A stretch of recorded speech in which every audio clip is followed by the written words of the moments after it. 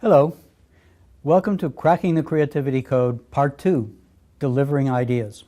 My co-author Aryeh Rutenberg and I, Shlomo Meital, have prepared a journey for you through 10 startup tools. We hope these tools will help you take your wonderful idea and transform it from an idea into a sustainable, growing, profitable business that will make hundreds, thousands, millions of people happy. Let's begin with tool number one. I should begin by saying that I love all of these 10 tools. They're all proven, they're all visual, they're all pictures. I love all 10 tools like I love all my children. But I love tool number one perhaps more equally than I love the others, because I think it can help you avoid what we call type 2 error in part one of this Cracking the Creativity Code course. Type 2 error is avoiding implementing bad ideas. How do you know if an idea is bad? A lot of ideas turn out to be not good. In music, there are hit songs and flop songs. In startups, there are great ideas and there are bad ideas. And the fact is that most startups flop. So the risks are high. The question is, can you improve the odds? Can we improve the odds for you? And the answer is yes, we can. According to a Harvard Business Review article, April 2011, less than 3% of consumer packaged goods launches, new consumer packaged good products, less than 3% reach $50 million in the first year. That's regarded as a big success. We know that American families, for example, buy the same 150 items again and again and again. To create a successful idea and build a business around it, you need something really wow. So here's tool number one, price, cost, value. How can you tell if your idea can become a viable, sustained, growing business? And think about this in advance rather than learn from bitter experience. This tool is really simple. One of the tools I considered including in the 10 tools is the tool of simplicity. But I chose not to. And the reason is simple. Simplicity is a tool you need to apply in all of the 10 tools and in everything you do. Simplify as much as possible, as Einstein counseled us. So to determine whether your idea has business and economic viability, you only need 3 numbers. The numbers you need are first, value, second, cost, and third, price. With these 3 numbers, if these numbers make sense in advance, they suggest that your idea may turn out to be a success, a hit. If the numbers don't look good, then your idea may be headed for a flop. Value is the highest price clients would pay for your idea. Cost is the unit cost to deliver your idea to a client. And price is the amount of money your client will pay for the idea. If you can create sustained value at low cost, you have a viable idea. Here on the slide is the tool, and it looks a little complicated. It's really quite simple, but I'd like to explain it. We begin with value. Take your idea, do a prototype, an example, a sample web page. Always good to have something tangible to show to people, and then present it to a client and ask the client whether they'd like it, whether they'd buy it, whether they'd use it, and what they'd be willing to pay for your product. Put a number on the value. That number will be different from client to client. Talk to a few people. Very important at an early stage to get people's reactions.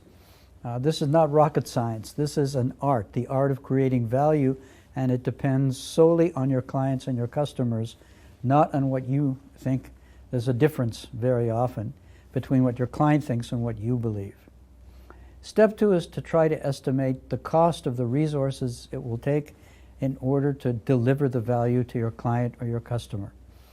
Variable cost, meaning production costs, operating costs, and fixed costs, meaning the overhead not related to the actual units that you produce. So the second number is the cost number, also difficult to put together for a really new product. You can look at similar products, but we need to get some hard numbers here on cost. Finally, the price. You look at the difference between value and cost, and I call that the social margin.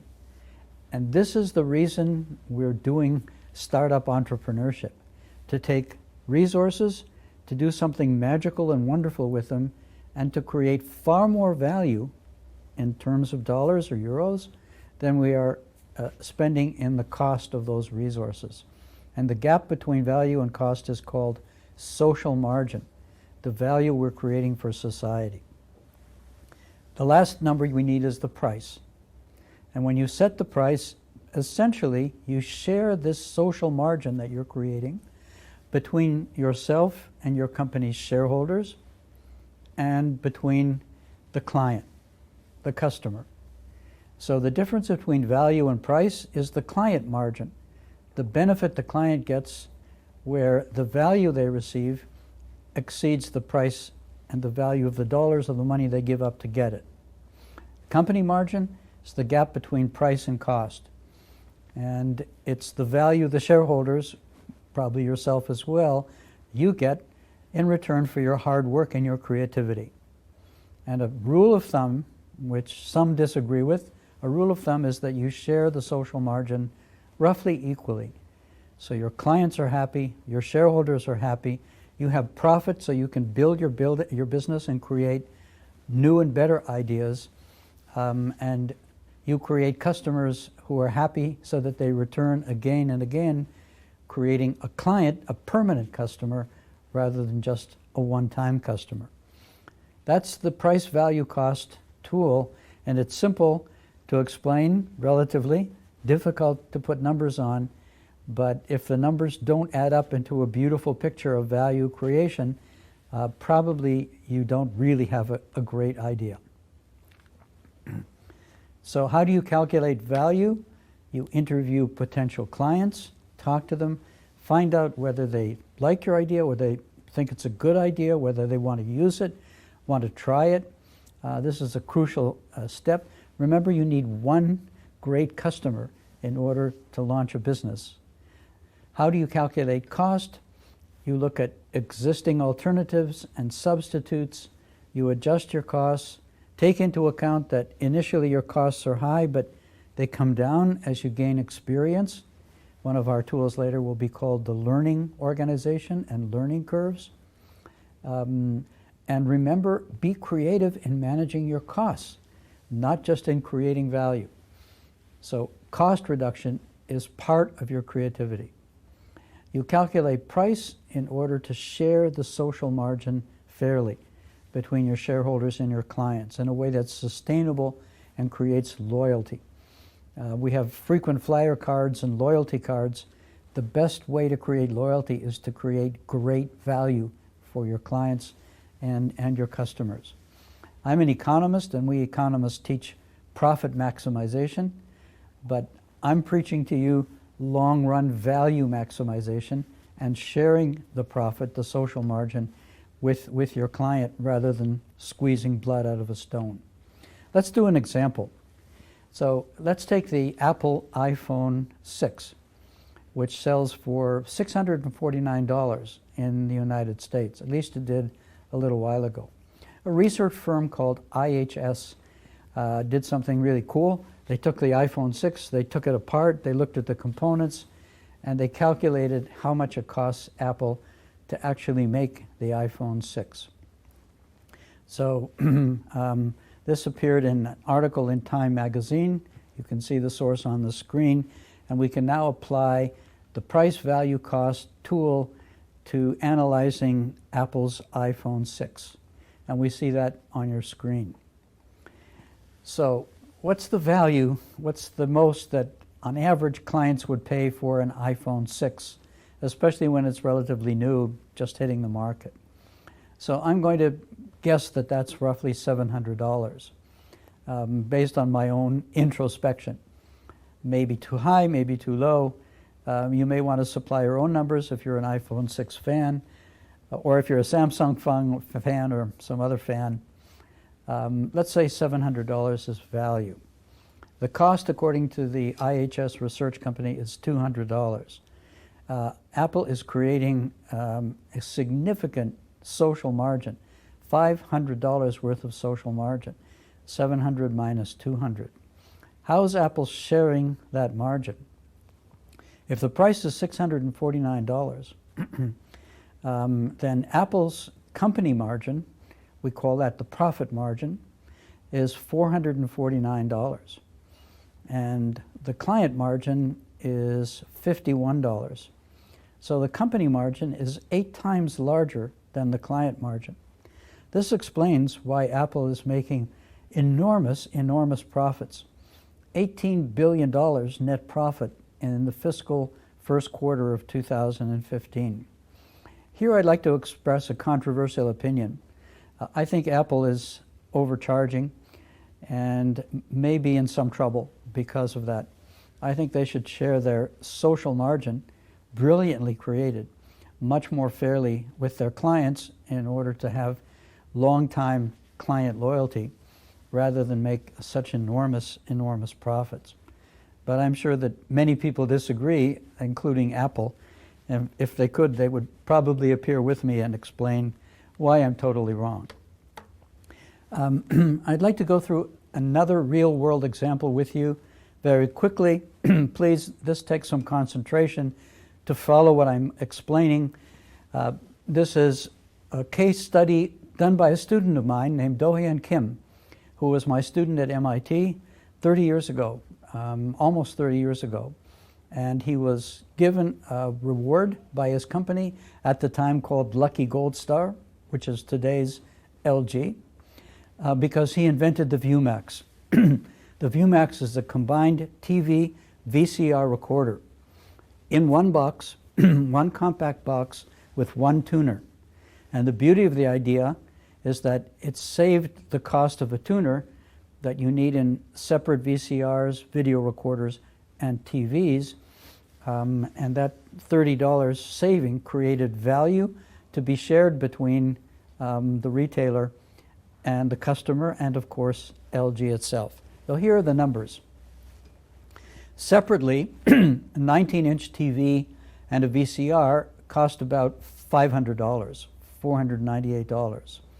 And LG was selling products in the $250, $300 range, and they wanted to move up to sell products that were in the $500 range, moving up the value chain.